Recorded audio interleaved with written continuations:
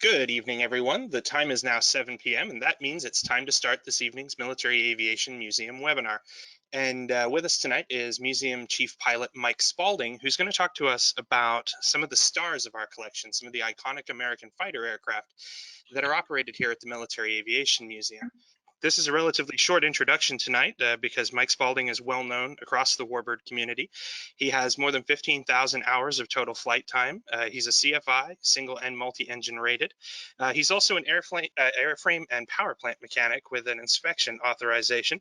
He's been the chief pilot here at the museum for about 9 years and is a corporate pilot in his professional life. So, Mike, take it away. Thanks, Keegan. Welcome, everybody. Thanks for taking your evening and to come listen to me talk. I hope you find that to be worth your while. We have quite a few airplanes in the museum. It's hard, we can't go over all of them, so we picked 3 tonight that we're going to talk about. And basically, these are the 3 airplanes: the Corsair, P-40, and the P-51. Didn't pick any order, any particular order for them, but they're all really good airplanes. They're iconic for their own reasons, not that, and for different reasons for different people, depending on how well you know the airplane or whether you don't know it at all. But there are things that just stick out about these airplanes that make them iconic to the average person.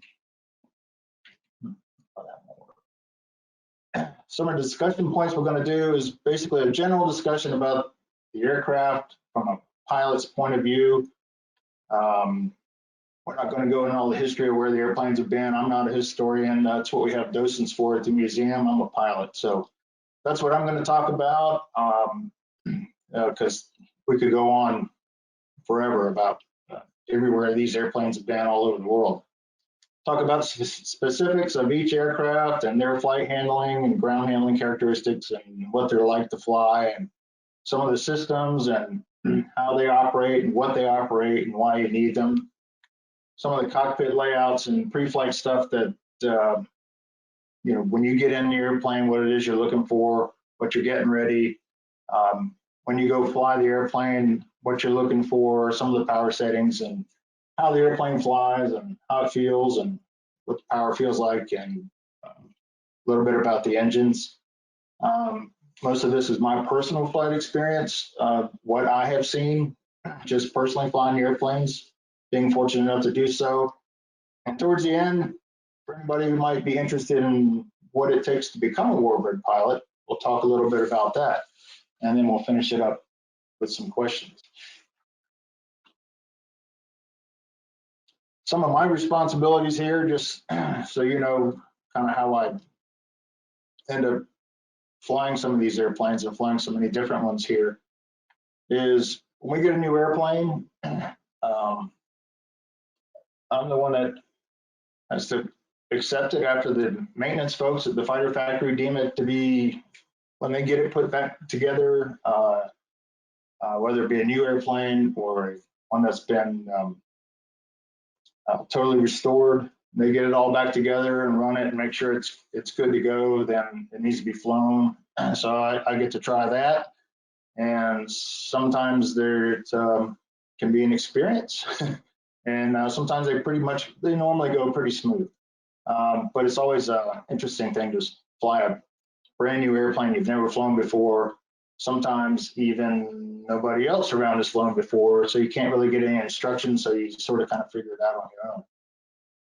All the airplanes obviously go through maintenance every year, so after they come out of maintenance, I'll have to do a test flight on them to make sure they're ready to go for the year. We get new pilots when we do. It isn't very often, but we do have to continually check people out on the guys that are here, so I'll train and check them out, or at least assign somebody to do that. And so that's just kind of a broad brush painting of kind of what I do here. Things not working, sorry. So a little bit, we'll start with the P-40. For no particular reason other than I had to pick one. It's hard to tell you about really what's going on unless you know a little bit about it. So try not to get too deep into the specs on an airplane. But ours is a P-40E model.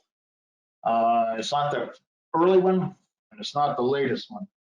First, they started out with a P-36 Hawk, which actually had a radial engine on it, and they decided that it would probably do better with an inline engine on it, water-cooled engine. And so the Allison was a really popular engine, and it was very reliable.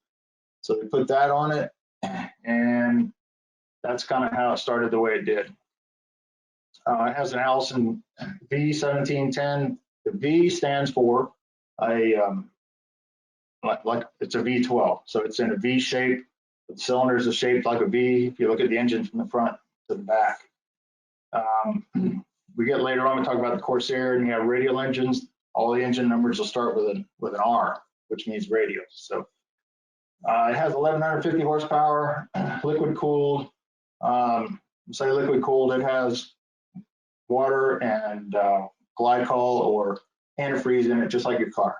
That's how you maintain the temperature of the airplane. Single stage turbocharger turned out to be its biggest downfall. It couldn't get up very high. Its service ceiling was 29,000, but its effective altitude was only 15. It couldn't really breathe. It couldn't get enough air to do much above that. So that's about all it could do. So it ended up really just being a low-level support airplane or ground attack type airplane. And its empty weight, 6,350 pounds. And I put that loaded weight in there of 8,280, because if you look at its max takeoff weight, it's 7,600. So it was actually weighing more than it was certified to take off at, which was common in this model airplane, the E model. And the way they overcame that, they just over boosted them and did what they had to do to take off. And they resolved that. In the next model up, they upped the max takeoff weight to 8,800, I think it was, and that fixed that problem. They also increased the horsepower to 1325, which helped take care of all that. Prop is an electric prop. You may or may not have heard of that before, but up there in the nose, right up there, there's a big motor right on the end of the propeller, and you work that by a couple different ways. I'll show you in the cockpit when we get in there, but you change the pitch of the propeller by electricity. It's just electric motor. It doesn't work off hydraulics or engine oil like most airplanes. The hydraulic system runs the gear and the flaps, and it's electric. It's an electric motor that runs a hydraulic pump, and you operate that in the cockpit on the stick. I'll show you about that and how that operates. You just select what you want, turn on the electric pump, and you get what you need. Brakes. If you look at the tires, you can see that they are pretty big wheels, pretty big tires, and they're basically like an old car wheel and car brakes. They have drum brakes in there, just like an old car. They work great. They do a really good job, and I haven't had any problem with them since I've been flying the airplane. But I guess the big thing is any of this what makes it iconic? No, not really.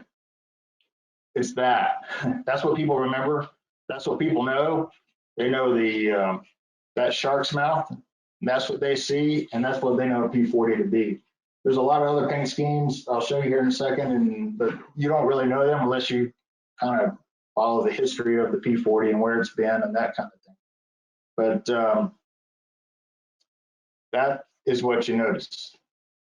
You also notice this, what goes along with that shark's mouth is the Flying Tiger, because these airplanes were the Flying Tigers, and that's what people know the P-40 to be. The Flying Tiger, what a lot of people don't know, was a Walt Disney design. Disney made roughly around 1,300 nose art animation characters for airplanes, tanks, torpedo boats, you name it, military. They first put it on a torpedo boat. Somebody asked about having a nose art put on their torpedo boat, and they asked Disney to do it, and he did it, and everybody wanted one. So that's kind of how it started. And Disney had actually a couple full-time artists that did nothing but military nose art. And since it was a Disney character or a nose art or a drawing, our P-40 was in a movie or a TV show, a short story on Amazing Stories. It actually just came out in March. And they had to repaint the airplane. They used movie paint, painted over the airplane, but they couldn't use the tiger because it's trademark and was registered to Disney. So they had to make their own. And the one on the right there is what they made it look like. Similar, but not exactly like it. But anyway, they couldn't use the original one like we have on the airplane in the movies. So put it all together. That's the typical Flying Tigers paint scheme. The base color could be a lot of different things, but it always had the tiger mouth on it and the flying tiger on it. That was used by the Flying Tigers, just depending on where they were and what time, where they were there.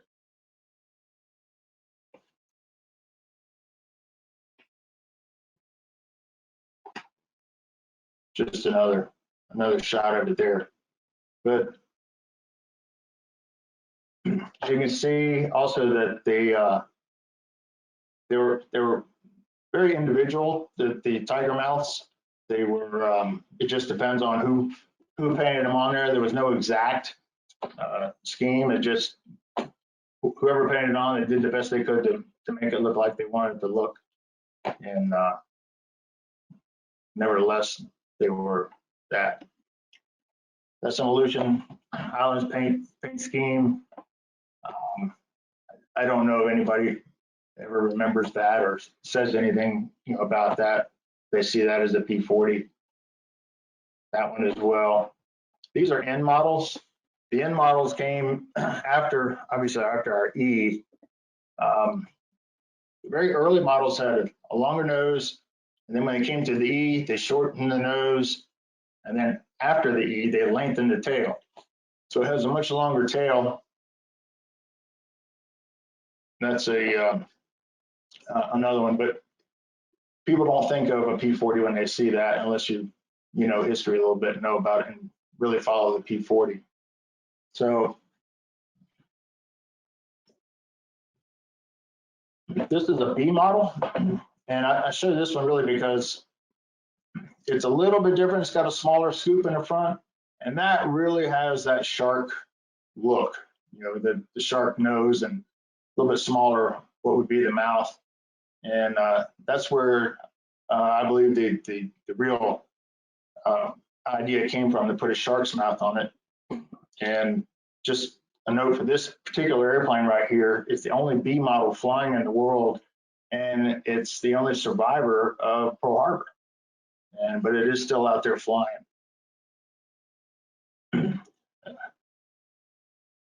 So that's the B model. That's the original ones. You can see how the nose looks out, and the shark mouth. It's actually looks like it belongs on that airplane. So, and you can see even back then, same squadrons, they were all the mouths look a little bit different. But anyway, that's what somewhat makes it iconic to most people, the average person. But we'll go fly. This is just an airplane. Now it's just an airplane. We're inside. Walk you around the cockpit a little bit so you can see what we're looking at. Just kind of from above looking down. Just a little better picture. You basically start, when you get in there, you just start from one side, start from the left side, and we'll work your way all the way around. This right here down the bottom, that's your landing gear handle. You want to make sure the gear is down. It's all hydraulic. It can lose hydraulic pressure, so you don't want to move the airplane until you make sure that that is, in fact, plenty of pressure on it. You push the handle down, you pump this little handle here, which is your emergency handle pump. Make sure it's got some pressure on it, because when it's up tight, you can't even move that handle. So you want to make sure that happens before you move the airplane. And that's usually what our ground crews do at the air before they pull it out. But right under that, you can't see it in this picture, but there's the flap handle. So when you want to operate the flaps or the gear, you select what you want. Like here, you would lift the handle up as a little thing with your thumb back here. You can't see it. And this little box right here, that's not a machine gun. That's a little finger, or I use my pinky finger. You pull that after you select the handle, pull that, it runs electric motor. And right here's your gear, landing gear handle, landing gear indicators. You get the mains and the tail there, and you watch those till they get up all the way. And then you release it. And you put your handle back down to the center position. Same with the flaps. When you want to run those, you put them either up or down. Pull the little trigger until you get what you want, and that flap gauge is right there. And they happen really, really fast. I mean, you just kind of have to really bump them. They're almost too much pressure too quick on them. So you end up getting all or none. I mean, pretty much all or none. Working around here, your trims. This is the pitch trim, your rudder trim. These are your little lines right here. You line up. This obviously just sitting in the hangar, and it's not set up to go. You would have the pitch trim on 0 on that little line, and 2.5 degrees right on that angled line right there, which would line up to that. The trim on this airplane, you get very used to these. This airplane, you're trimming all the time. It'll stay where you put it until you change something. Change the power setting, change the pitch, change the speed a little bit. Doesn't take much, you're trimming. I mean, that's kind of common with a lot of airplanes, but it usually takes a lot more. But this is, you're constant, you feel like you're constantly trimming it. After a while, you don't think about it, but it's a really, it's short coupled airplane, so every little thing makes a big difference. Throttle quadrant here, that's your throttle. Your mixture works a little different on these bigger airplanes. For any of you pilots that fly smaller airplanes, you would set your mixture all the way in, start, go, take off, and then when you get up to cruise, you would lean your mixture out for the best power. Well, these airplanes have pressure carburetors, and they kind of do it automatically. You have an auto lean function, which you use for cruise, and an auto rich, and they're little clicks. You move it up to there to that, and it'll click in auto rich, and you use that for takeoff. It gives it plenty of fuel for takeoff, for cooling of the engine, and for going around when you come into land, you have it back up there. Your prop, the prop here will work like a hydraulic prop, but different as far as operational. Because it's electric, this is your switches for your propeller here. This one right here is your on-off. That basically gives it power or takes it off. It's also a circuit breaker switch. This one here is 3 position. It's auto, or you can decrease it manually and then kind of go over a little hump to the right and increase it however you need to. You typically run it in auto. When it's in auto, this prop knob works like a normal propeller, but the engine has to be running because it does use some oil pressure and another sensor to tell it electrically how to move there. So this is something you check before you go to make sure that it is working properly, but you try the manual and do the auto and make sure the switch goes off and make sure this is your normal prop control works. Fuel selector right down there. Sorry I don't have any better pictures. I just had to use what I had. This was all kind of short notice. So anyway, trying to get around here and doing the best we can with what we got.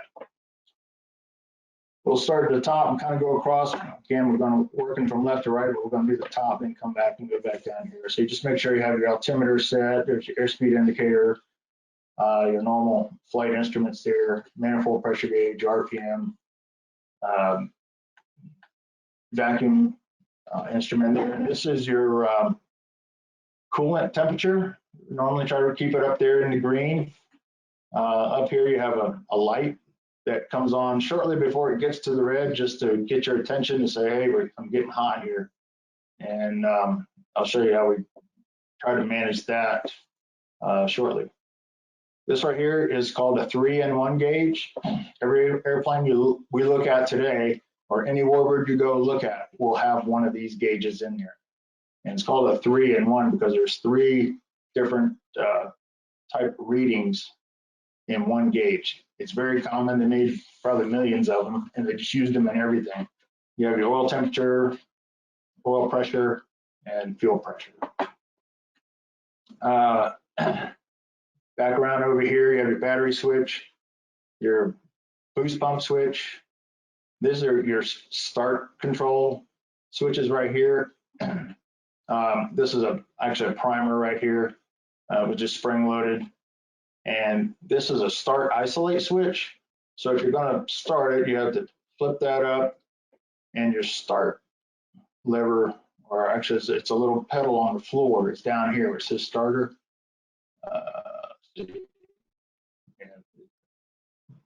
There's a better picture, I think, in the next one. But anyway, so you hit that on, hit the start. After it starts, you turn that off, and that's so you don't hit it with your foot and are running the starter when it's engine's running.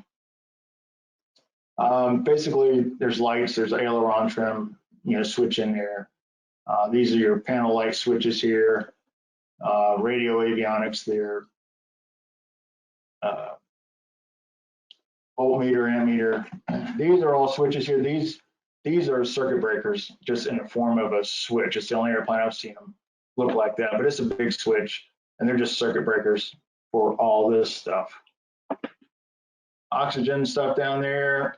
This right here is your canopy control. It's got that flag wrapped around it because you can actually lock yourself out of this airplane. This little tab right here is a lock, and it's really handy because you crank it. There's a crank handle under there. You crank it, put the canopy where you want it, and this little latch here will spring back and lock it in a hole there, in a little catch in there. So you push the canopy all the way closed, and that little latch goes back. You can't get in, taking this all apart from the outside. So that's tied up there, so that little catch, that lock doesn't go back in there. Your mag switch there. These are not used. These are basically for looks, but they're your gun and your ammunition charging handles to when you have that. This is an old primer. We don't use that anymore because we have a boost pump. Radios over here. Again, like I said, this is your emergency pump handle. So if you lose electric power or the electric pump malfunctions, you can still pump the gear down and flaps down. Oxygen regulator there. And that's pretty much it for the walk around there. Fuel gauges are on the floor. You have a fuel is in the center part of the wing here. You have a front tank and a rear tank. And there's the gauge on the floor. You barely see it in front of the seat there. And there's another one right under there for the front tank. But they're just a float type thing. This handle right here, I'm gonna go to the next picture. There's the fuel selector there. Right here, the handle right here controls your cowl flaps.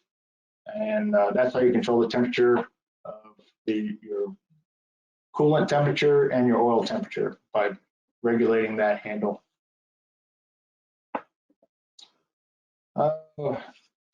Let's see, I think we pretty much hit everything in there. And anyway, it's time to go fly. After you get it started, there's a better picture of the switch for the hydraulics there. It works out pretty good for your pinky just to grab that and pull it and watch the gear come up or go down. And then when you get it to where you want, where the gear is all the way up or all the way down. You go back to this handle again every time and check it to make sure that in fact it is, because if it moves at all, that means you didn't quite go far enough, either all the way up or down. And you do it until there's pressure on that and you can't move it. So you take off. We use 45 inches of manifold pressure, 3,000 RPM, take off, and then just pull it back to 35, 25. But the gear, the way it folds up, it's kind of funky sometimes to watch them, because you can see how it rotates and goes up and lays flat under the wing.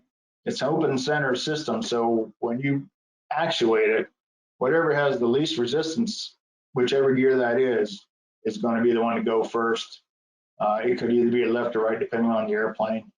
Typically the left, like this one, but not necessarily always. Sorry for the quality of the picture of it. I had to go out on the internet, try to find one where something was moved so you could see it. Typically in the air, the tail wheels elastico. Both of these kind of get blown up by the relative wind, and then the tail will go up pretty quick. So again, like I said, you're trimming all the time in this thing when you're cruising.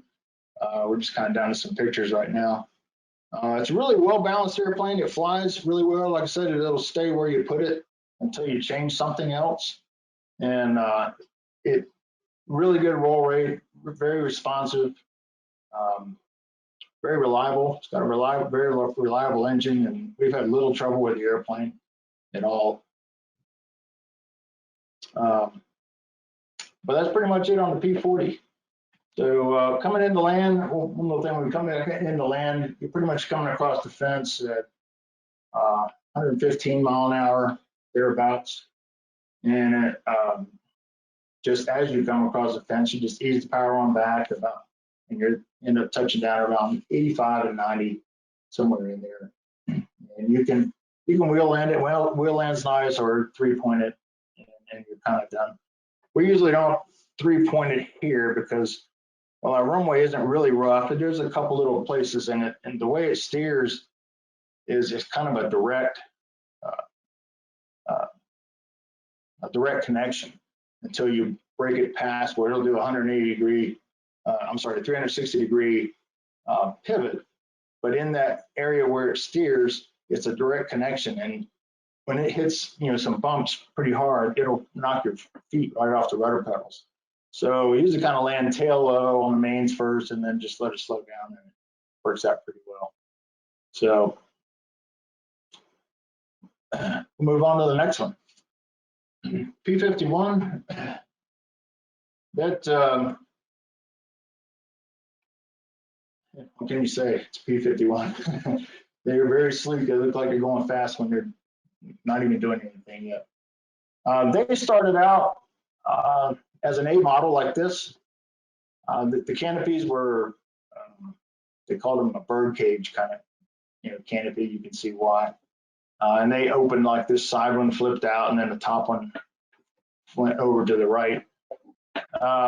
Started out with a much smaller engine than they ended up with. This has the same engine as the P-40 did to start with, a V1710 Allison, 1,200 horsepower, same thing, a liquid cooled, single stage turbocharger again. The service ceiling was 25,000, but again, there it is, effective altitude of 15,000.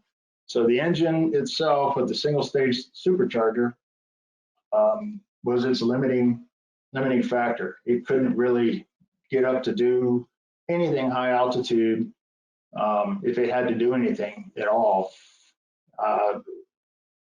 Its weights were all in line. It wasn't like the P-40.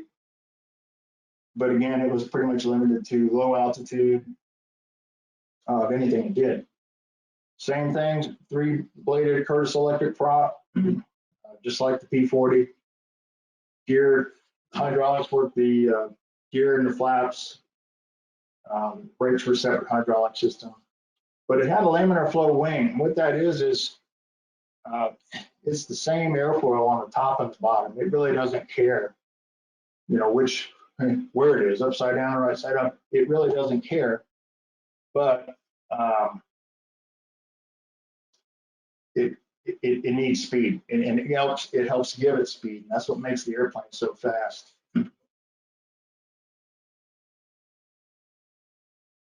When they went to the D models, they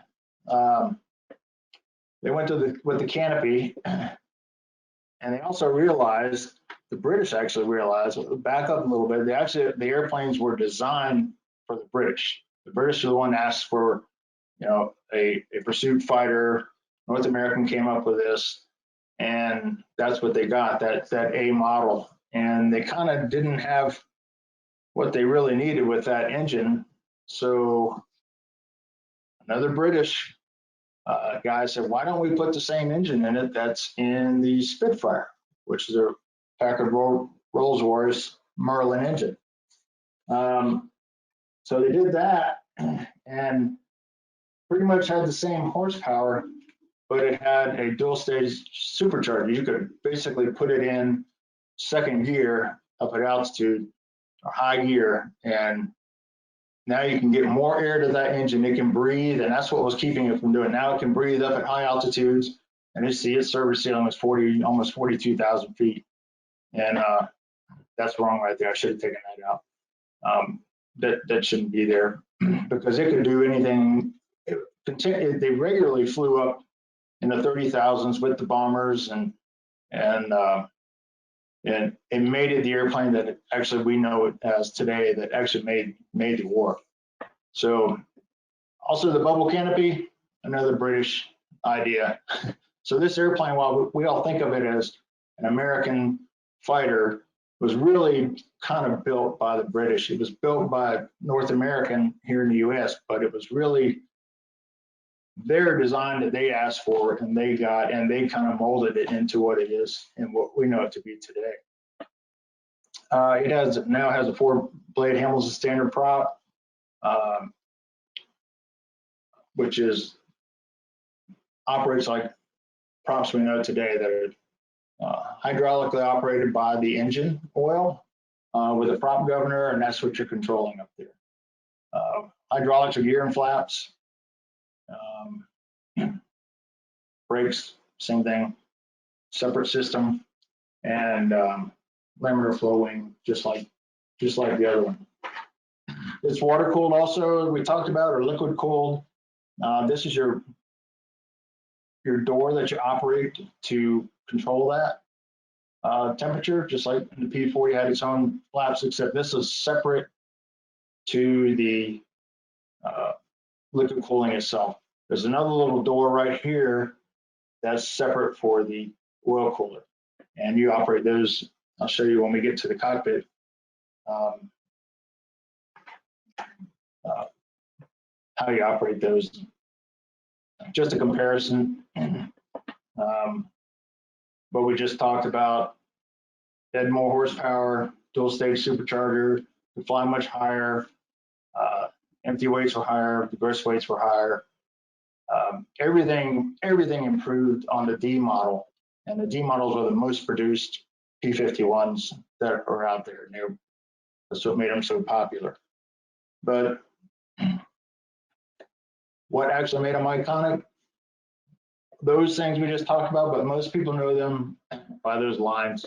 They are sleek looking. They look like they're going fast just sitting there. Even the old one that doesn't look quite as sleek as the D models still looks sleek and fast. They also put a dorsal fin on it to help stability. And you see that one doesn't have one. A lot of small changes, but made a big difference in flying the airplane. You can see how clean it is. When it's flying, everything, the gear doors are up, and everything's cleaned up. You see the coolant doors closed, along with the oil door. But it's a very clean, slick airplane when everything is up and tucked in.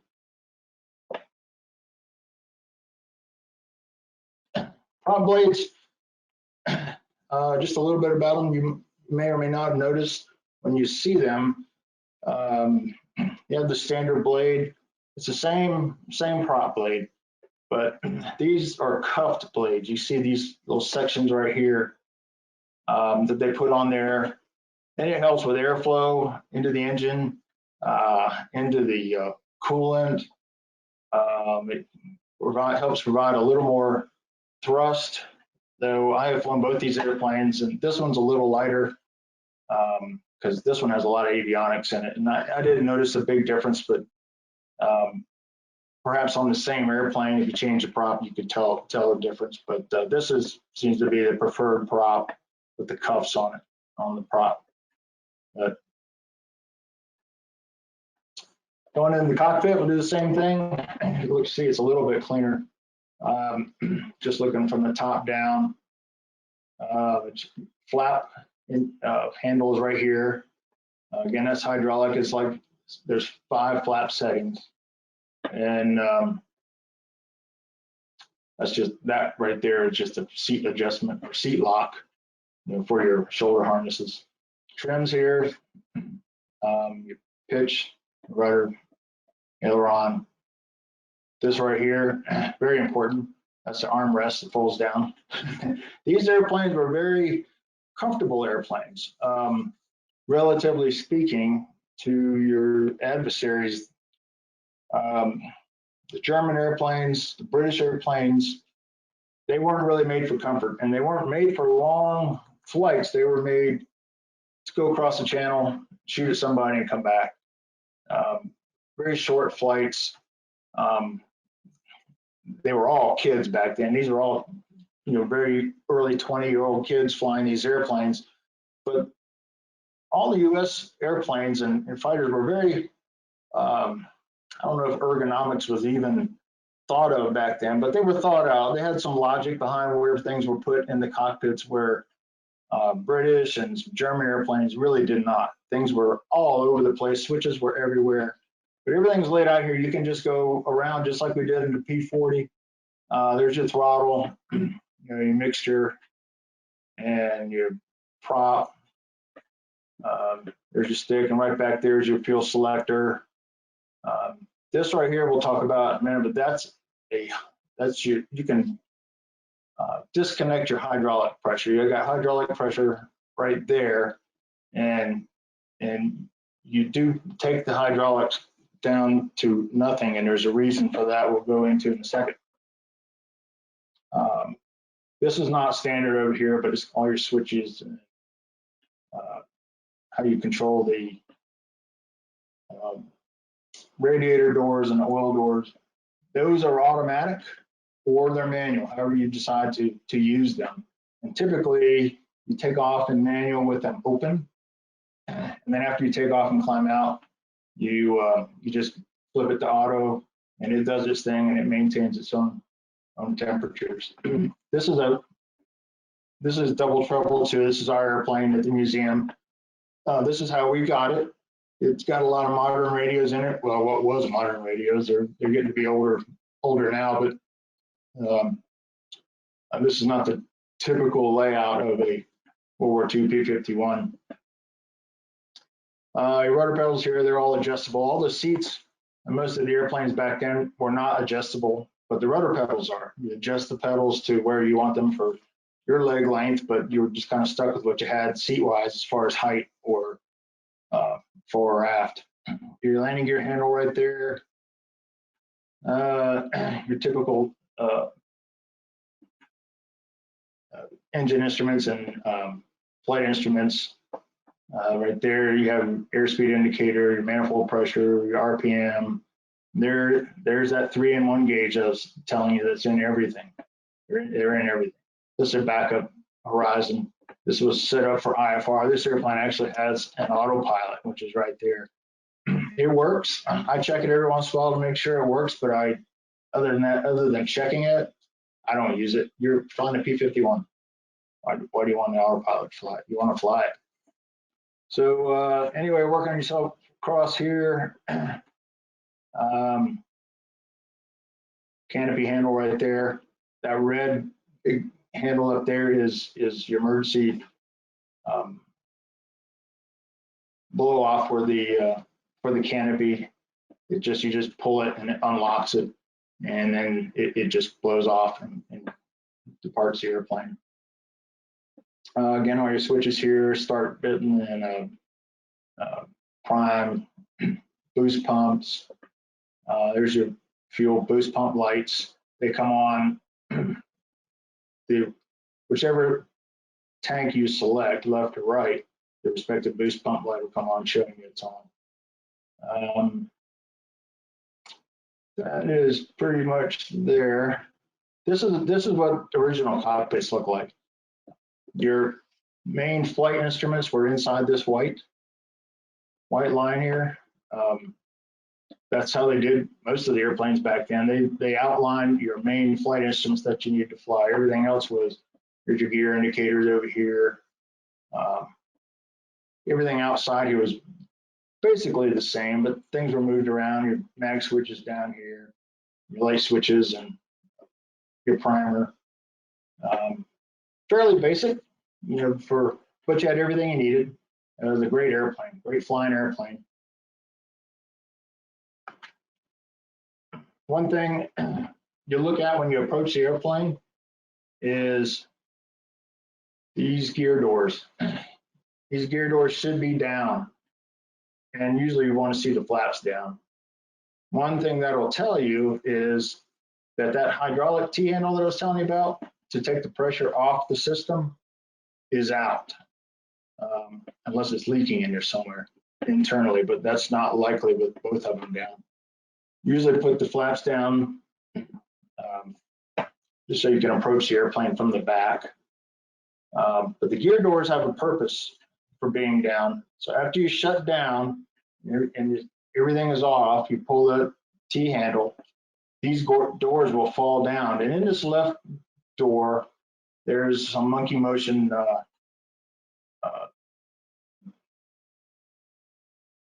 just going on there that goes on up into the cockpit and locks that landing gear handle down.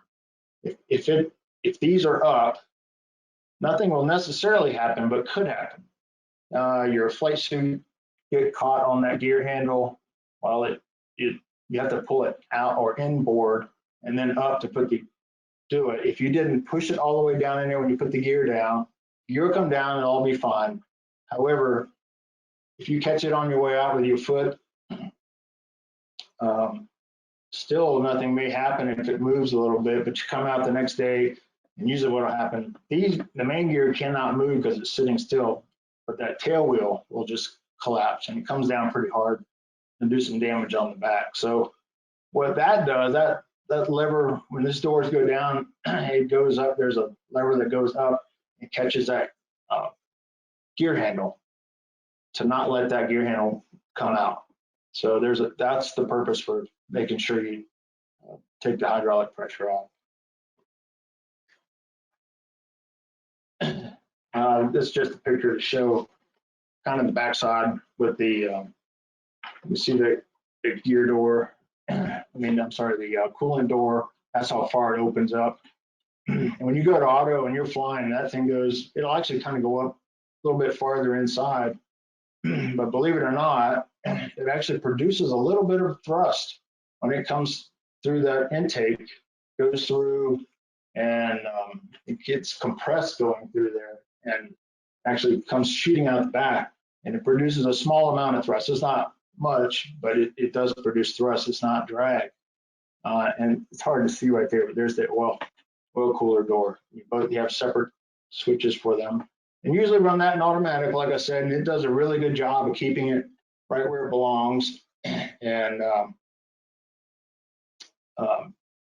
you just have to keep an eye on it. I usually take off with it open.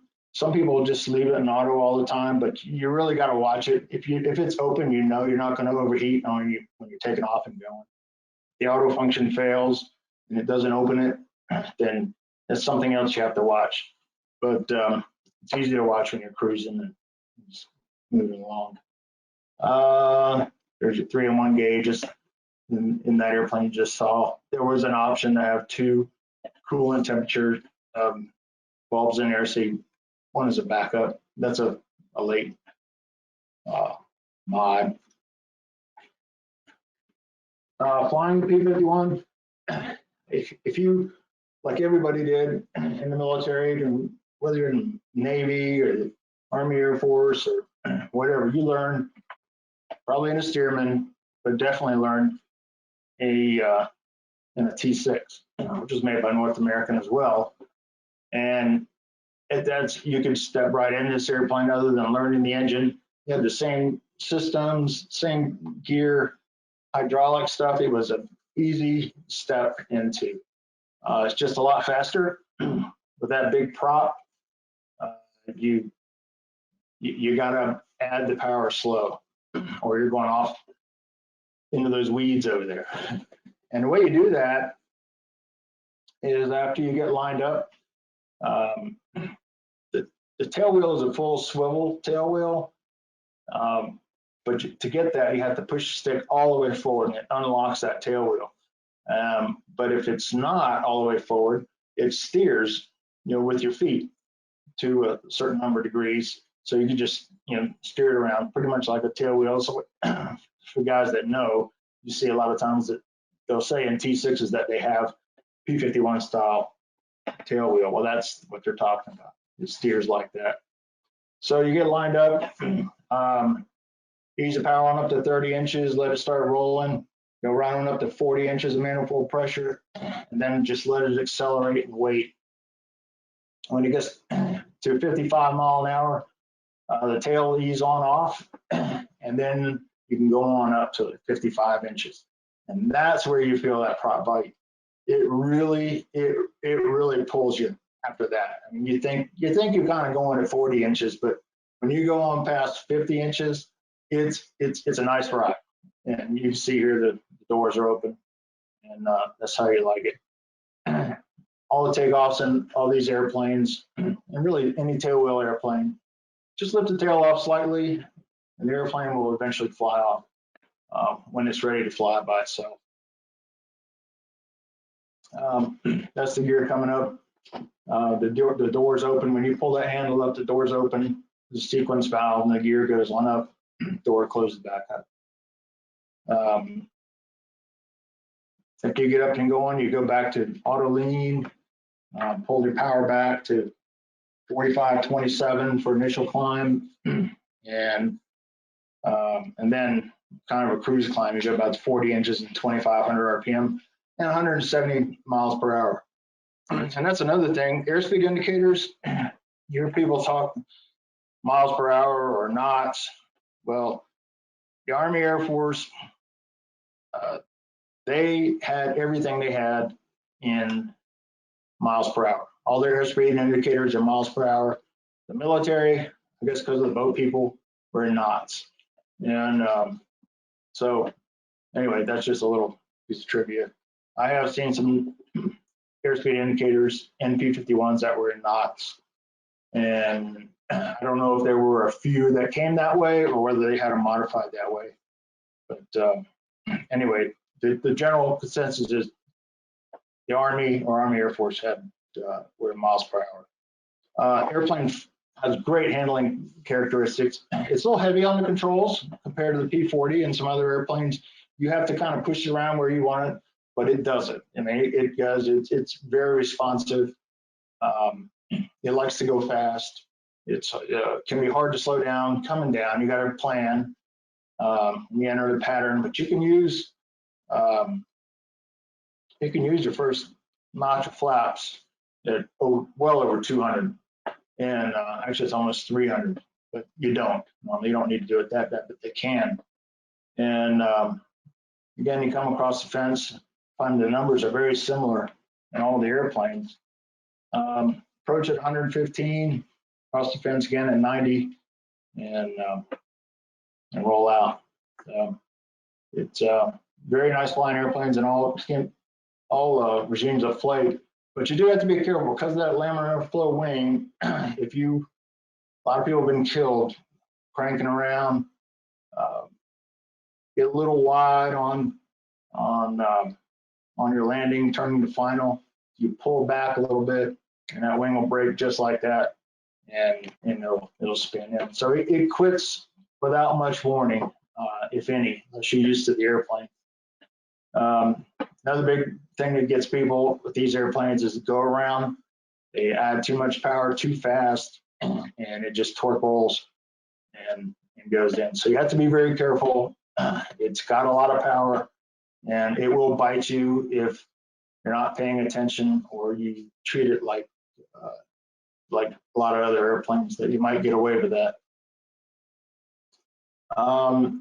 That's basically it for the P-51. Clean lines. It looks like it's going fast just sitting there. Oops. Just a couple pictures to see that. The Corsair. We'll hit on that. This is a really nice airplane, a nice flying airplane for its size. People always ask, we'll say it's an F4U. Well, there are actually very few really F4Us still flying. They contracted them out back then. They're early, when the war was going on back then, all kinds of companies did a lot of things and got a lot of military contracts to do a lot of things. Just like today, where we have this coronavirus thing going on. Now Ford has changed some of their plants so they can build ventilators. Same thing happened back then on a much grander scale. Chance Vought got the contract to build a Corsair, and they were so wanted that they couldn't build them fast enough. So they contracted with Goodyear. So Goodyear in Akron, Ohio, built most of the ones that are flying today. That's what ours is, and that's what FG1D stands for. F is a fighter, G means Goodyear, and it was their designation for that. There's also an FG2, which has a little bigger engine and different prop, but most of them are the FG1D. Brewster also built them. Very few. I don't think there's any of those flying today that I'm aware of. But it looks a little different, and I'll show you that in a second. But Brewster built those in Queens, New York. Kind of odd because it was kind of middle of everything, but they did, and that building is still there. They were known as F3As, but I don't think there's any Brewsters still left flying. Maybe in a museum, but I'm not sure. That building is actually still functioning today, and it's actually JetBlue's airline headquarters. That's where they operate out of. So Corsair specs had a R2800, 2380 horsepower, air-cooled twin-row cylinders. I'll show you that in a second with the airplane, what it looks like with water injection. They used water injection. They would add it to the fuel, and what would happen if you put too much power on it with some temperatures, the engines would have hot spots in them, and then you get detonation where the spark plugs were firing, where the fuel was firing before it got to top dead center. So now you're starting to damage the engine. So you put water in there to help cool it, so you can actually add more power and get more power out of it by keeping the temperature down in the cylinders. That's just a very basic explanation, but that's what's happening. So I've never seen anything this day and time that still add water injection on it. You don't really need it. I've never even seen a switch in a cockpit for it, but they had them back then. They used that, and they used water injection for, takeoffs when they had to and they really needed it, short strips when it's hot, or in dogfights. Two-stage supercharger, so it could fly up high. It could go into high gear, give that engine all the air it needs, and go on up. The Corsair is a big airplane, a little bit heavier. It's heavier than the others, but it's just big. It's a much bigger airplane than the 51 or the P-40. Prop's a 3-blade Hamilton standard with 13-foot prop. That's a diameter prop. That's that's a really big prop to be spinning out there. But hydraulics ran everything: gear flaps, the wing fold, cowl flaps, intercooler and oil cooler doors, gun charging, center drop tank to drop it. Brakes are separate system, taxis well. Tail wheel is just has a lock. You lock it or unlock it, so it locks straight. And of course, it has a gull wing. These are the first ones. This is more like what the Brewsters look like, but they're very early design Corsairs. They had that bird cage type canopy. Everything else is very similar in looks, but that did change to later on have the normal slide canopy that you can see out of better, and a little nicer lines, a little longer nose. And this is true, you cannot see anything past that nose. So you're just kind of taking off in the blind. But has a bent wing, a gull wing shape. And some people wonder why. So why is that gull wing shape? It's probably not what you think.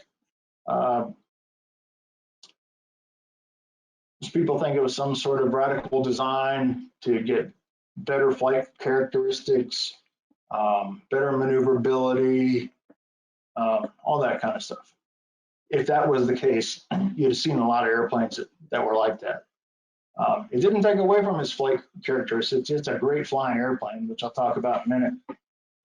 But the reason that this wing is bent right there is because of this prop right here. Because it's so big, you can see how close it is to the ground there.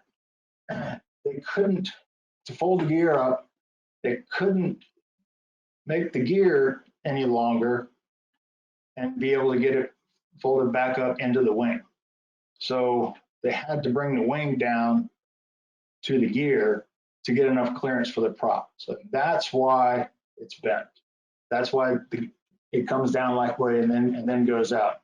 Strictly for the gear length, for prop clearance. On the later airplanes that the gear folds like that, like the Skyraider, they did away with that, and the Skyraider goes straight out because they can make the gear longer, because that has a really big prop also.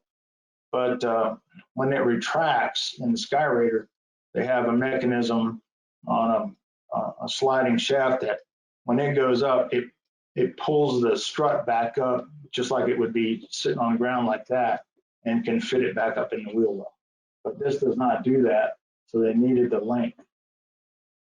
But that's why that's why the wing is shaped that way. That's the engine that's in it. Big engine. 2 rows of 9 cylinders, 18 cylinders. You know, each engine, each cylinder has 2 spark plugs. There's 36 spark plugs. That's a good day's job, and they change those out. But it's a monster engine, but it's a very good and reliable engine. There it is in the airplane. Here's your cowl flaps there. Again, they're hydraulic. They work. I'll show you the lever when we get in there, but it's basically a cylinder that pulls on a cable that goes all the way around those things, and they're spring loaded open, and it pulls that cable and pulls them all shut. Intercooler door there, oil cooler door there. All that cooling goes in these front louvers right here, and that is all goes in there. With all that finnage in there, there's some guide vanes right there to direct the air. When at high speeds, it makes a whistle sound, and the Japanese used to call the airplane whistling death. But that's where the whistle is coming from. It's going through these radiator vanes and out the back. Wing fold, really an impressive thing if you ever get a chance to look under there, because unlike most carrier airplanes, they fold so they can get small and be on a carrier. That's why wings fold, and you'll see most Navy airplanes that will go on a carrier, the wings fold to some degree. But on this one, the flaps can still be down where the wings fold. Most of the airplanes you couldn't. And there's a lot of stuff going on in here. So these flaps are down. There's a flap out here on the wing that's down, and there's just a lot of things in there that move, so that can happen. And later on, when you got like the Skyraider and other airplanes, they're just like, well, we don't need to do all that. We'll just make the flaps shorter or be inside the wing fold. But it's an impressive wing fold area as far as that goes, as far as how many things are moving to make things still work out there. It's pretty impressive. That's hydraulic. You have a lever, you unlock them, and then another lever you move, and they go up. The faster you turn the engine, the faster the wings will go up. Also has a hand pump, emergency wise. Yeah, and there's a go to the cockpit. Start on the left side, just like everything else. There's your wing fold lever there. It's actually a little bit behind you, and there's a big D handle thing here. You pull up and turn, which unlocks the locks, and then you flip the lever there, and the wings will go down, and vice versa. These are manual drops for fuel tanks that you have underneath, which we can't drop anything anymore, but that's what those are. Anything else we need to see up here before we go down to a little bit lower, better picture? This down here, there's no floor in this thing. So if you drop something, it's gone. It's gone all the way down to the bottom of the airplane. It's gone till you get back to where you're going. You're not going to get it. It's way down there.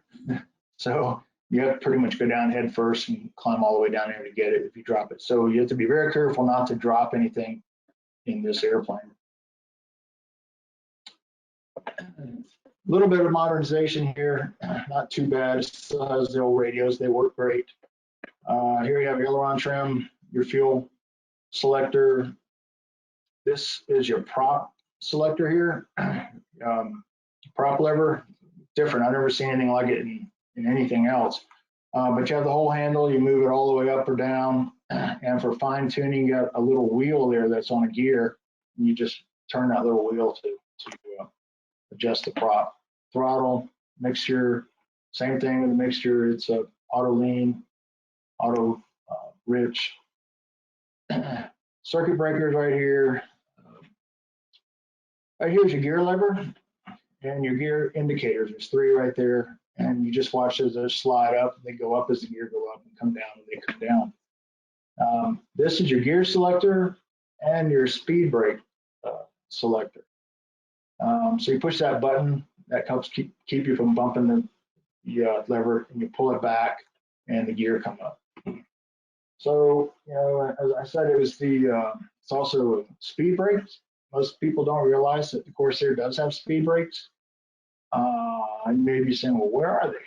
Well, think about what that lever is. You move it back. You want speed brakes, and you go across a gate to the right, and you push it back forward, and the gear comes down. The main gear comes down, but the tail wheel stays up. Because the tail wheel and the tail wheel door have different speed restriction on it. So those big doors on the front of the main gear are your speed brakes. So it puts the main gear down so you can dive and not go too fast. And then the same thing, you want to bring them up, you bring them back up, and then you go back over here to actually put your gear down. Mag switch there, here's your flaps, flap lever here, all the way to 50 degrees and 10-degree increments. Gun armament stuff, which doesn't work, obviously. Same thing, rudder pedals, you can adjust by those little knobs right there. Your standard instruments here, there it is, your 3-in-1 right there. It's in every airplane. Airspeed, altimeter, rate of climb, manifold pressure, RPM right there, and cylinder temp there. So all your switchology over here to start, lights and circuit breakers. This is a little more modern setup here as well, but it looks good. You got a fuel gauge here. Pretty basic. Again, this is armament stuff that you don't use. It's just there for looks. Flying the Corsair, it's a sweet flying airplane. Back here, this stick right here, you put your finger on it and you just move it a little bit, and it takes no effort at all to move it. It's very light. It's very well balanced. It'll almost just kind of flop across. It's so well balanced. When you're flying, it's almost the same way. It's really hardly any feel. It just responds. It's a very well balanced airplane for its size, and it maneuvers very well for its size. It's one of my really favorite flying airplanes.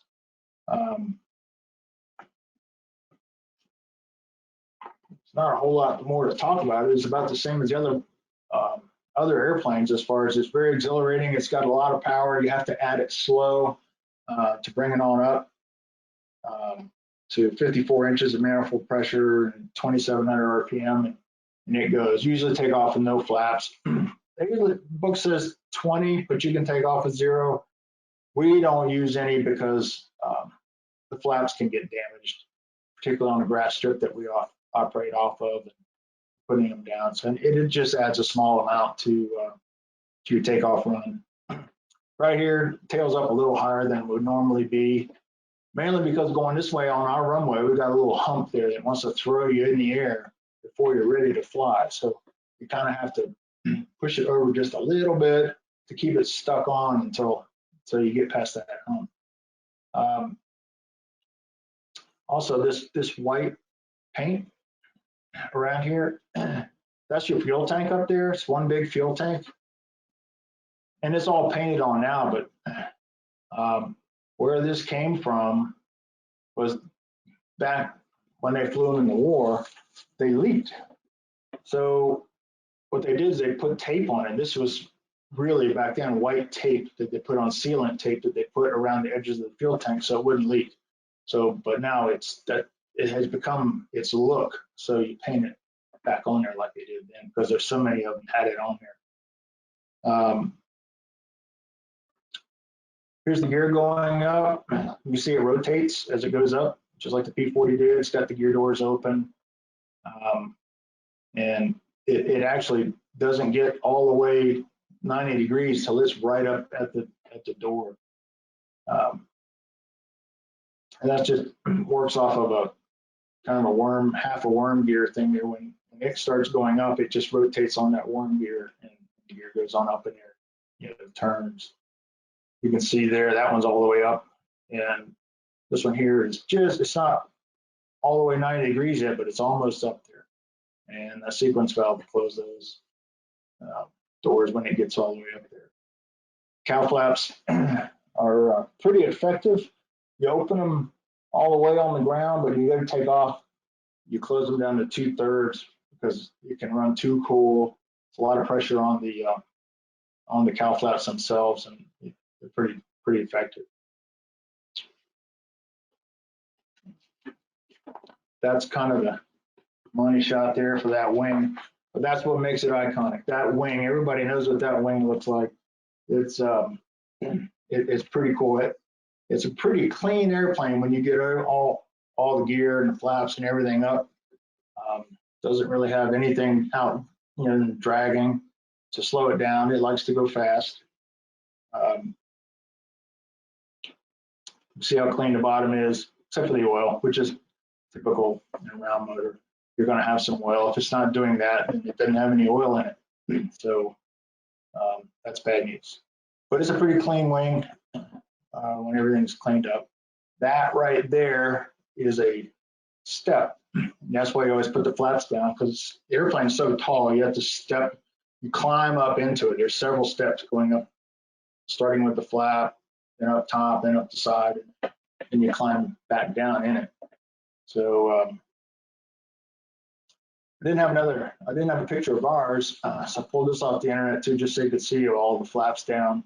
He has the hook down right there, but it's got a lot of flap, 50 degrees of flap. The airplane will really slow down. You do approach it just like the numbers you'll hear, except they're in knots.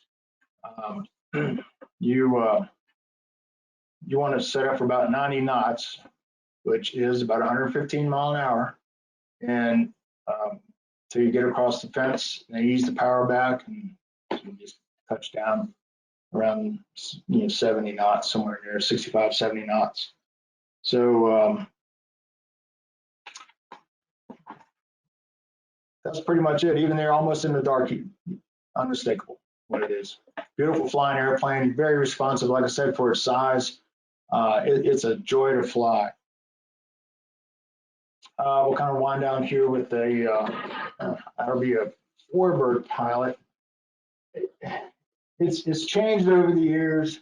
It used to be easy because it used to be cheap. Airplanes were cheap many years ago, but you could buy one. Fuel was cheap, or somebody you know would buy one, and they would let you fly because they didn't pay much for it to start with. But it's not like that anymore. These are, and certainly in this case, museum pieces. So you don't just really fall into it. You got to kind of have your own mental path about how you want to get there. There's a lot of people that want to do it. There's a lot of people that can do it, or certainly capable of doing it. It's not rocket science. It's just another airplane. They taught 22-year-olds to fly these things. They've never seen an airplane before, so it's not rocket science. It's just expensive now. So it's a different approach to going and flying. They don't have thousands of them, so if you tear one up, they're going to give you another one. You tear one up now, it's gone. And so you gotta have some dedication and determination that that's what you want to do. I want to do that, and with that comes some experience that you're going to have to get. Tailwheel time, some complex heavy tailwheel time, which usually involves a T6 or something like that, before someone's going to let you get in their large warbird and fly it. If you can find a mentor, somebody you know who does it and that you have access to and can help you point you in the directions that you need to go, help you there, that's always a good thing. Personally, I bought a Stearman years ago. I decided when I was a kid, I used to watch crop dusters do it, that that's what I wanted to do and fly one. And eventually I was able to buy one, and I did rides with it to help pay for it. I was flying some other warbirds in CAF, and I heard they were looking for pilots here, and I went out there and they asked me if I had any time in the T6, and I was like, nope. Well, we can't use you. So I don't know how I did even today, but I bought a T6. I did rides with it to help pay for it, and here I am. So you have to do what you have to do to get it done. If there's any way you can, and usually it's going to take money, and particularly this day and time to do it. I hate to say it. I mean, there's always other avenues, and there's no one magic answer. But if you want to do it, you have to decide to do that and do what you have to do. There's always a right place at the right time, and maybe who you know and where you are. But you can't beat luck. I always say that luck, you can't beat that. That's how I felt like a lot of mine was luck. A lot of mine was right place at the right time.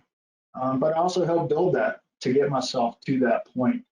Not knowing if you ever really were going to get there, but it's what you wanted to do, whether you really got there or not. So anyway, that's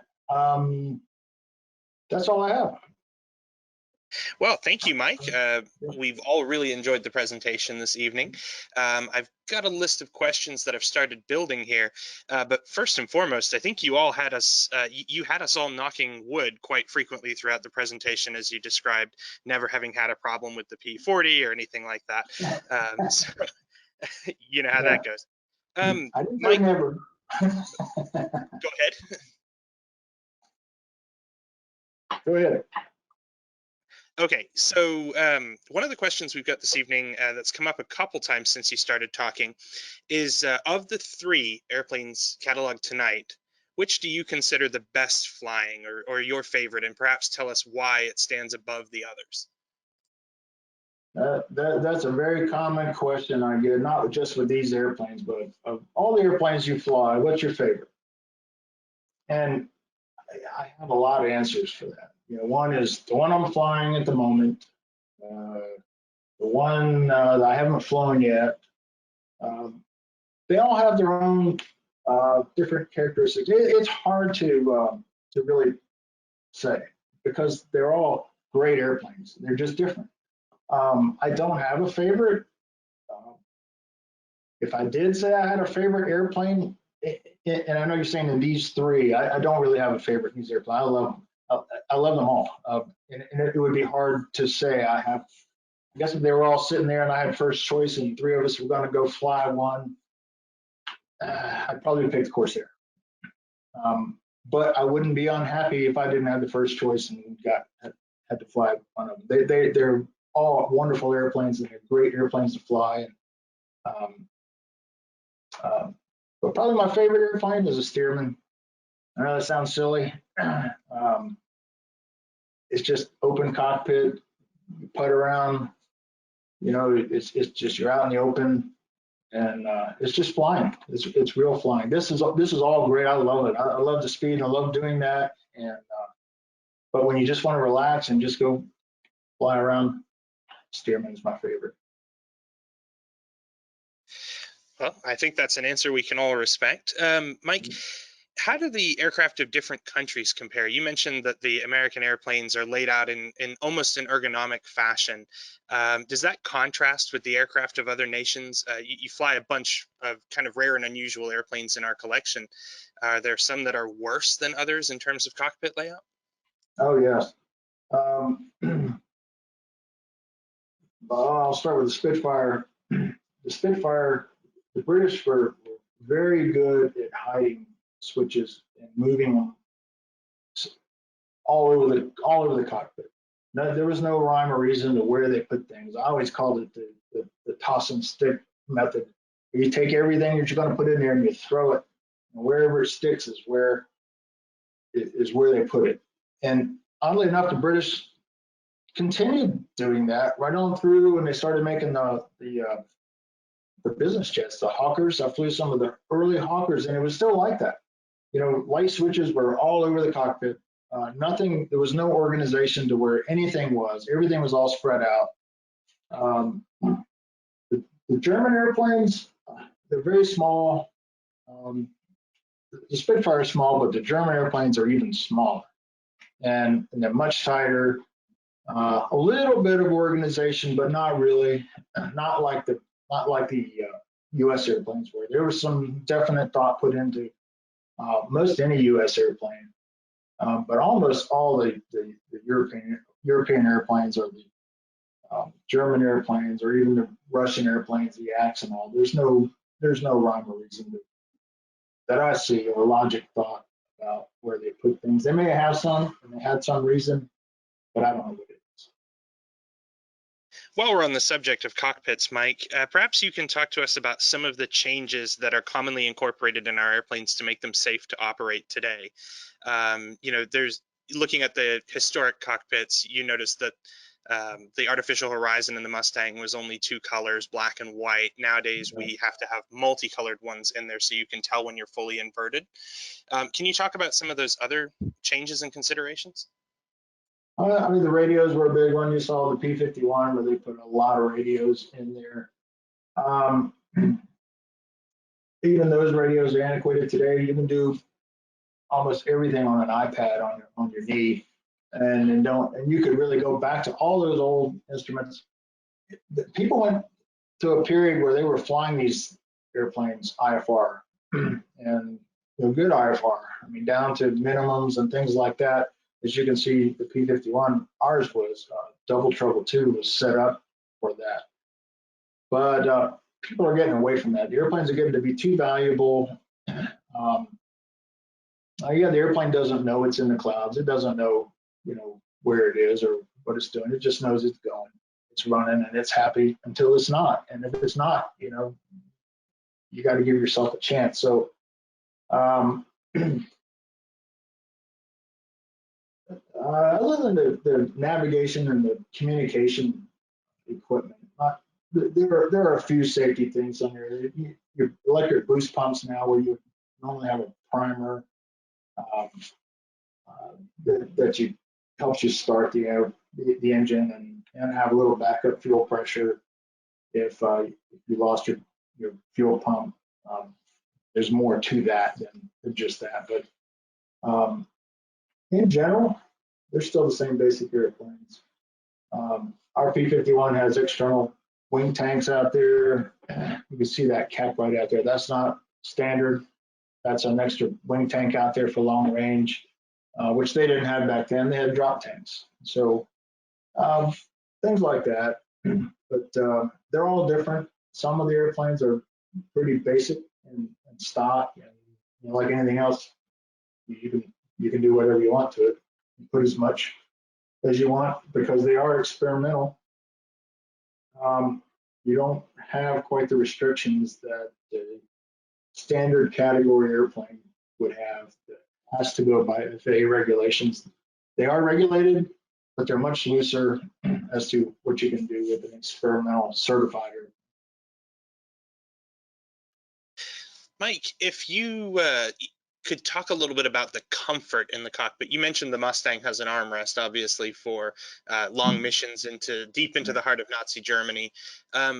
Is it hot up there behind all that horsepower? Can you talk a little bit about the ambient level of noise and heat and so on? It is.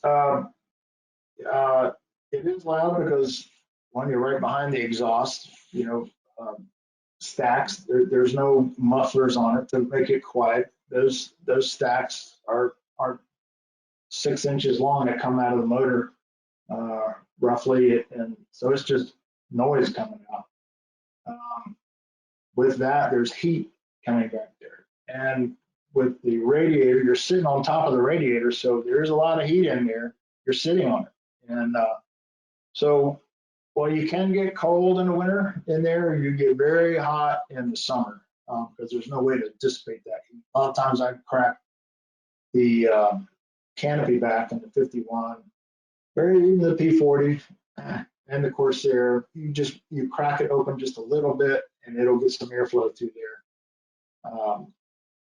So rooming wise, you got plenty of room, but when you get hot and you're flying around, it's 95. It can be uncomfortable till you get going. And I assume once you get going, you just forget that you are uncomfortable because you're flying a Mustang.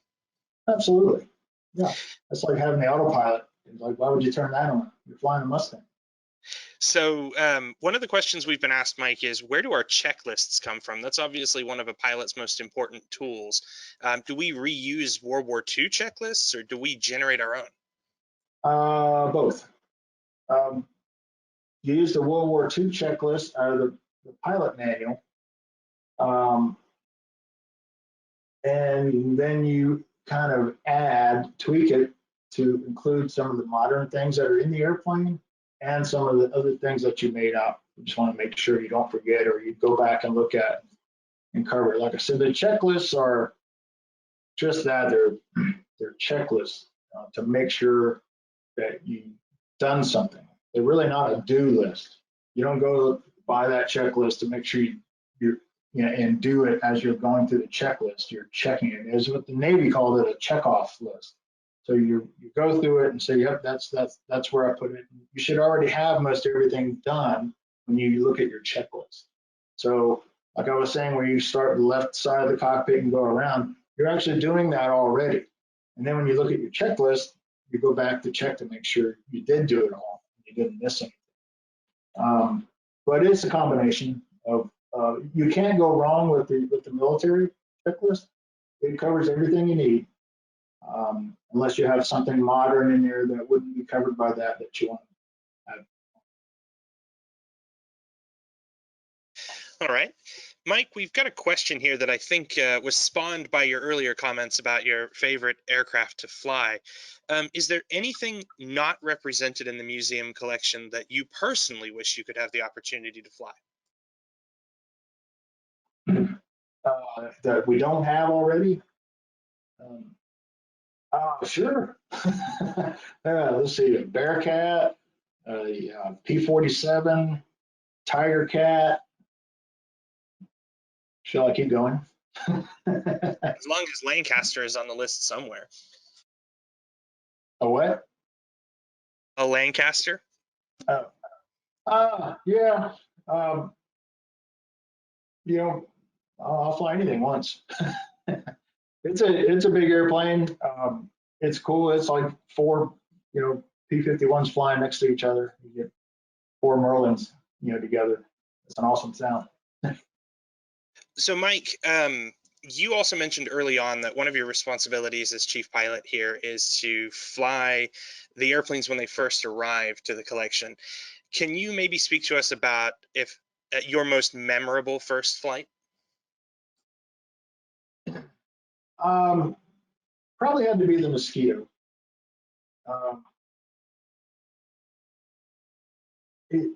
That one was truly what I was referring to, and so there was really nobody else.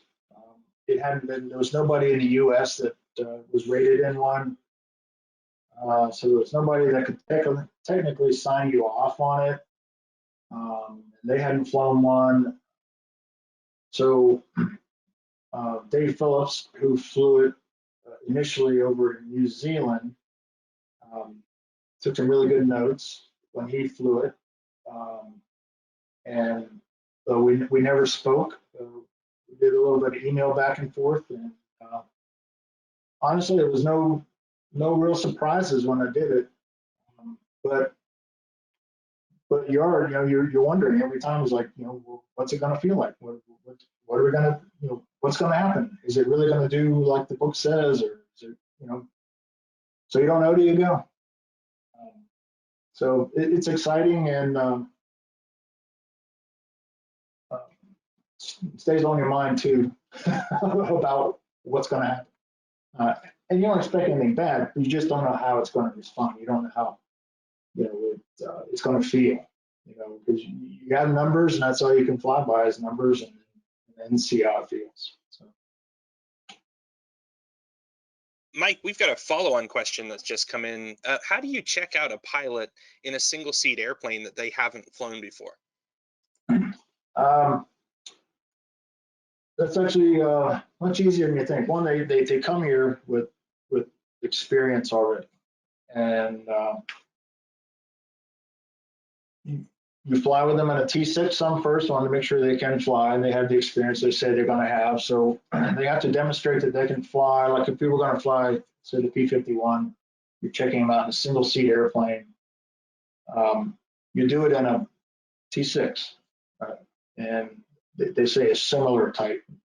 Is it similar? Yeah, they got a tail wheel. They got, nowhere near the horsepower, but that's the best you can do.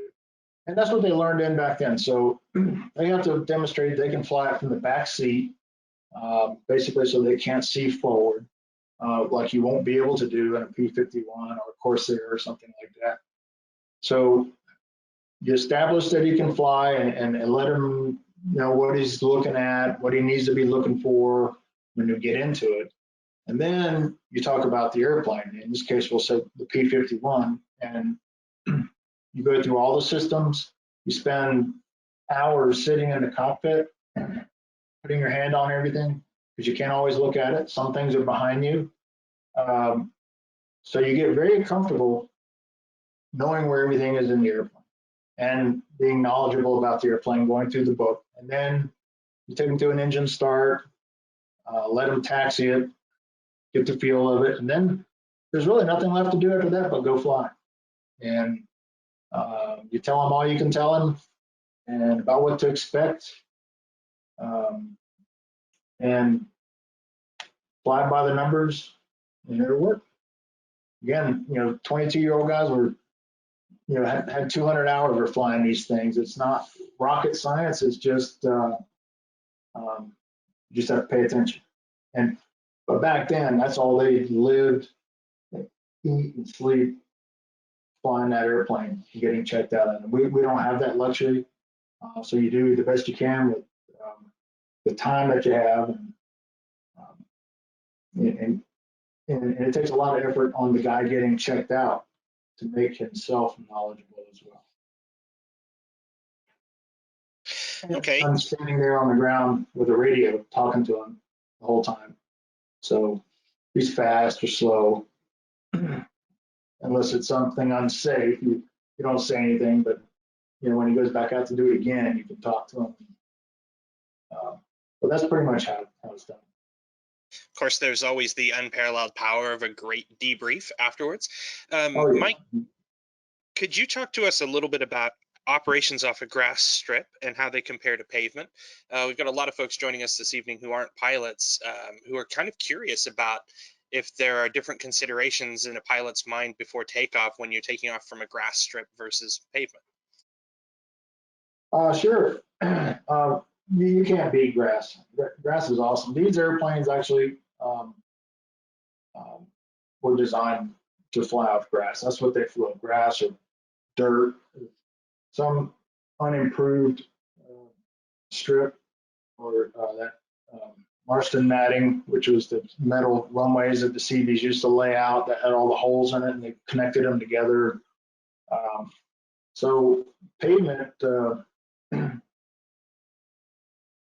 can be a little more difficult just because the airplane is grabby. It doesn't move around and just kind of give like it would on grass. On the grass, it will slide a little bit. You may not feel it, but it does it when you go get on pavement, and you're like, whoa, when that mains touch, and it kind of wants to grab, and it really wants to kind of go. It's not quite as the airplane is not quite as relaxed. It kind of wants to go. You got to work a little harder with your feet to keep it straight. On takeoffs on grass, I've seen where, like the P-51, you start advancing that power up there. If the grass is wet, like you take off in the morning, it'll start sliding to the left across the grass a little bit. It's moving left while the wheels are still on. It's got so much torque, but it doesn't have anything to hang on to, so it's moving. So that's something you have to watch out for. And it is doing it some even on dry grass, but on the pavement, it's not going to do that. It's going to stay. It's going to stay where it's put.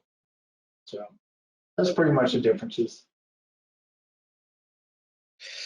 Mike, two of the airplanes we've discussed tonight have inline engines and one has a radial. Can you talk a little bit about the different performance characteristics and things to watch out for flying those two distinctly different types of airplane?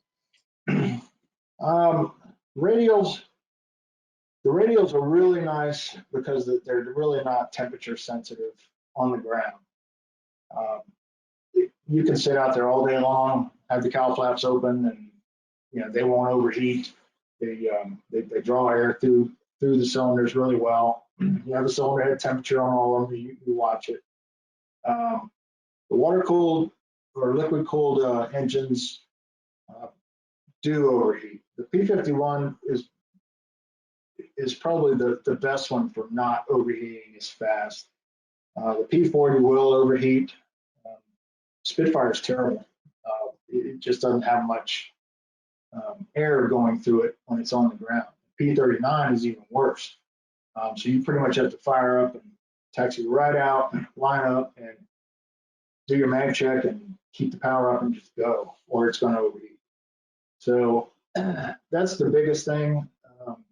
After you're in the air, you just have to watch the coolant. The P-51 has a great auto system. It does a good job just keeping it where it ought to be. Other air-cooled, liquid-cooled engines, it's usually manual, and you do have to watch it, and you have to open and close the cowl flaps or the coolant door, depending on what it is, a YAC-3 or something like that. So I'd say it just requires more attention in a liquid-cooled airplane than a radial engine. Other than that, they go. They both do a good job. All right, last two questions for this evening, Mike. Approximately how many hours are the aircraft able to run for before you have to rebuild the engines, and how is parts availability in repairing these kinds of aircraft? I don't know, the fighter factory will let me talk about that stuff. I'm supposed to be a pilot there. They don't let me do maintenance stuff, even though I'm capable. But it varies. It is not a lot. Like a P-51 engine, you have to take the heads and banks off every 25 hours and inspect them and look at them. So it's kind of a high maintenance engine, and I think they may be good for 1,000 hours for a Merlin, but I don't think anybody really goes anywhere near that long. It's usually 500-600 hours, and they overhaul the engines, and they're pretty expensive to overhaul. Better than $100,000 to overhaul them. So you take care of them. You try not to let them get overheated. You don't run them really hard. They're still here flying these many years later. So, and because it's not cheap anymore, we don't run them hard. Radial engines, pretty much the same thing. You don't take them to TVO or when the overhaul is recommended, but they don't fly much. It takes many years, particularly our airplanes, at the rate we fly them, to get to that point. So that's not something that happens very often. All right, and our last question for this evening, how do our local active duty military pilots, both Navy and Air Force, kind of set themselves up on a path to ultimately flying warbirds if that's of interest to them? Where can they find the time and the resources? Do you have any recommendations? It depends on any other background. If it's strictly military, all the flying they've done, which has been in some sort of turboprop or jets, you're almost starting from the beginning. You've got to go get some tailwheel time. You got to get some piston engine time. Then some heavy tailwheel time. Certainly not impossible. They're pretty sharp guys, and they can do it, and they can get up to speed fairly quickly. But it's still, the path is no different than somebody else. And somebody else, has maybe even less time, but a lot of his tail wheel time would have an advantage over somebody who's flown a lot of stuff like that. So it just depends. Yeah, everybody's different. You kind of have to take someone who comes along and look at their experience. Numbers, total hours isn't really the determining factor. It's the quality of the hours that they have for taking care of the airplanes. Not just whether you tear them up, on a takeoff or landing, but taking care of the engines, knowing how to manage them so that they will last, for years to come. And a big part of it all too is attitude, and being able to get along with the other pilots and going to air shows, and whether you represent the museum well. If we're talking about specific to the museum, but in general, that's basically it. You really can't put everybody in one basket. It varies with the type of experience they have. It certainly takes a village to keep these airplanes going. We obviously wouldn't be able to do that without the incredible team down at the fighter factory. Mike, how many warbird pilots are part of your team of pilots currently? We have 15 pilots right now.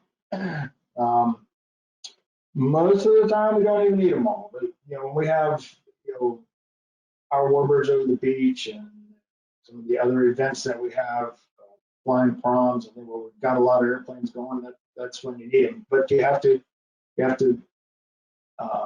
stay prepared for that and try to keep everybody current.